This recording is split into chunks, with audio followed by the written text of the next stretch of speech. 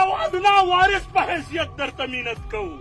مه اړوئ زموږ خبرې په ګپ باندې. مه کوئ داسې گفتگو چې په ورځ د قیامت یې جواب نشي کولی. مه ژبه خوځوه په داسې انداز چې سبا یې در سره دلیل نه وي. مه کوه داسې مجالسو کې ناسته چې سبا یې در سره جواز فتوه نه وي. مه کښېنه د داسې خلکو په مجلس کې چې په ورځ د محشر د هغوی په مجلس باندې شرمېږي.